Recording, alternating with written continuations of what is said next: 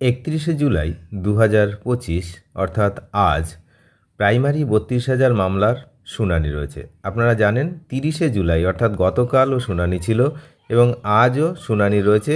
পূর্ব নির্ধারিত সময় অনুসারে জোড়া শুনানি রয়েছে পরপর।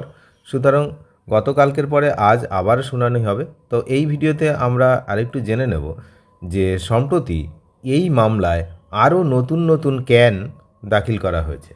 সুতরাং মামলার যে দীর্ঘসূত্রতা সেটা কিন্তু বাড়বে। তার কারণ এর আগে 86টি মামলা ক্যান ছিল, এখন সেটা বেড়ে হয়েছে আজ পর্যন্ত এই মামলায় মোট 101টি অর্থাৎ 101 ক্যান দাখিল করা হয়েছে। তো এতগুলো ক্যান দাখিল করা হয়েছে, সুতরাং এই যে শুনানি তো দীর্ঘ সময় ধরেই চলবে। তো কি বিষয়বস্তু সেটা আমরা একটু জানব। 32,000 যে অপ্রশিক্ষিত প্রাথমিক শিক্ষকের চাকরি বাতিল, সেই সময় অপ্রশিক্ষিত ছিল, এখন কিন্তু তারা সবাই ডিএলএড কোর্স কমপ্লিট করা রয়েছে তাদের।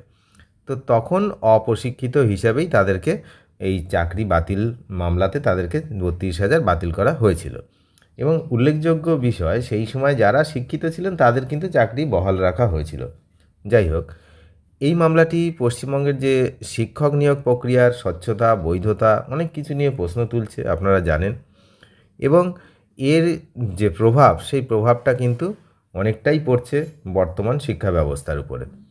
তো যাই হোক, এখন দেখুন যে বিচারপতি তপব্রত চক্রবর্তী এবং বিচারপতি ঋতব্রত কুমার মিত্রের ডিভিশন বেঞ্চে এই মামলার আজও শুনানি রয়েছে। লাইভ শুনানি তো আমি দেখাবো। এবং এই যে আবেদনকারী মেন প্রিয়াঙ্কা নস্কর রেসপন্ডেন্ট, পশ্চিমবঙ্গ প্রাথমিক শিক্ষা পর্ষদ এই মামলার আবেদনকারী এবং প্রিয়াঙ্কা নস্কর হচ্ছে রেসপন্ডেন্ট। তো এই মামলার মোট 101টি ক্যান দাখিল করা হয়েছে, যার মধ্যে 99, 100 এবং 101 নম্বর আবেদনগুলি নতুন করে অন্তর্ভুক্ত করা হয়েছে রিসেন্টলি। তো এই মামলার জটিলতা এর সাথে বিভিন্নভাবে কিন্তু বাড়ছে এবং এর সঙ্গে জড়িত বিভিন্ন পক্ষের সংখ্যাও কিন্তু আস্তে আস্তে বৃদ্ধি হচ্ছে। তো বুঝতেই পারছেন, যত ক্যান দাখিল হবে ততই হচ্ছে সময় বেশি লাগবে, পরিষ্কার। তো ডিভিশন বেঞ্চের কার্যতালিকায় এই মামলাটি 37 নম্বর আইটেম হিসাবে তালিকাভুক্ত হয়েছে এবং দুপুরবেলা দুটো শুনানি শুরু হওয়ার কথা আছে।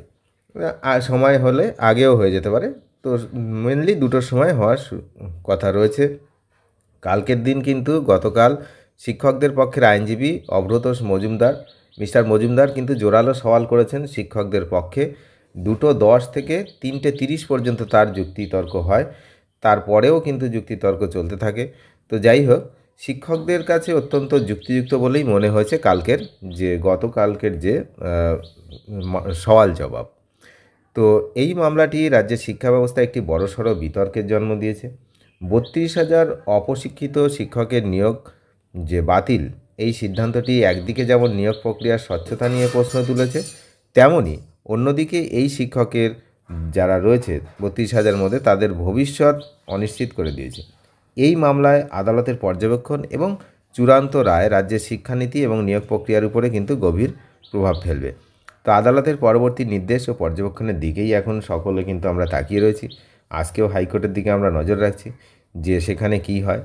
তো যাই হোক, আগামী দিনে এই মামলার অগ্রগতি এবং চূড়ান্ত রায় রাজ্যের শিক্ষাকে একটি নতুন দিশা দেখাবে বলেই সবার ধারণা।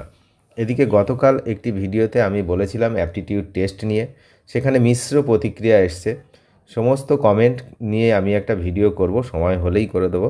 তো যাই হোক, সেখানে কেউ আবার বলছেন যে অ্যাপটিটিউড টেস্ট হয়নি, বিশেষ করে নর্থ 24 পরগনা থেকে বেশি কমেন্ট এসছে। সেখানে অ্যাপটিটিউড টেস্ট হয়নি বলেই বেশি কমেন্ট এসছে। 1-2জন কমেন্ট করেছেন না অ্যাপটিটিউড টেস্ট হয়েছে। আবার সেখান থেকে কেউ আবার আমাকে আক্রমণ করতেও ছাড়েনি। একটা গণতান্ত্রিক দেশ, যে যাকে খুশি বলতে পারে। তো ব্যক্তিগত আক্রমণে আমাকেও করেছেন অনেকে। যাই হোক, সেগুলো আমি বিস্তারিত দেখাবো পরে। তো কমেন্ট যেগুলো এসছে সেই কমেন্ট নিয়ে একটা বিস্তারিত ভিডিও হবে, তো সময় সাপেক্ষ। এবং সেখানে যতগুলো কমেন্ট এসছে তার যদি পার্সেন্টেজ দেখা যায় তাহলে কিন্তু বেশিরভাগ যেটা 90%-এর ওপরে কমেন্ট আছে যেখানে নর্থ 24 পরগনা কমেন্ট, এবং সেখানে অ্যাপটিটিউড টেস্ট হয়নি। এবং যারা সেই সময় টেট পাস করেছিলেন এবং পরবর্তীকালে যারা চাকরি পাননি তাদের মধ্যেই বেশিরভাগ ক্যান্ডিডেট তারা বলছেন, যতদূর মনে হচ্ছে কমেন্ট শুনে, যে তারাই বলছেন যে অ্যাপটিটিউড টেস্ট হয়নি। আর যারা ইন সার্ভিস আছে তারা কিন্তু বলছেন অ্যাপটিটিউড টেস্ট হয়েছে বলে অনেকে বলছে না, অনেকে এরমভাবে বলছে যে এতদিন পরে কেন অ্যাপটিটিউড টেস্টের কথা মনে পড়লো। তার মানে তারাও জানেন যে অ্যাপটিটিউড টেস্ট হয়নি, কিন্তু তার সরাসরি বলছেন না যে টেস্ট হয়নি। এরকম ব্যাপার রয়েছে। যেহেতু তারা সার্ভিস করছেন তারা এখন ওই পক্ষেরই থাকবেন, আর যারা করছেন না তারা উল্টো দিকের পক্ষেই থাকবেন, এটা স্বাভাবিক ব্যাপার। এই জন্য একটা মিশ্র প্রতিক্রিয়া কমেন্টে এসছে, সেটা নিয়ে একটা বিস্তারিত ভিডিও আমি করে দেবো। তো অনেক ধন্যবাদ শেষ পর্যন্ত দেখার জন্য। আজকে নজর রাখুন হাইকোর্টের দিকে, এবং যারা চ্যানেলে নতুন তারা অবশ্যই চ্যানেলটিকে সাবস্ক্রাইব করে থাকবেন, তার কারণ এখানে লাইভ শুনানির কিছুটা পার্ট দেখানো হবে এবং তারপরে তার নিয়ে বিস্তারিত আলোচনা এই চ্যানেলেই কিন্তু পাওয়া যাবে। ধন্যবাদ।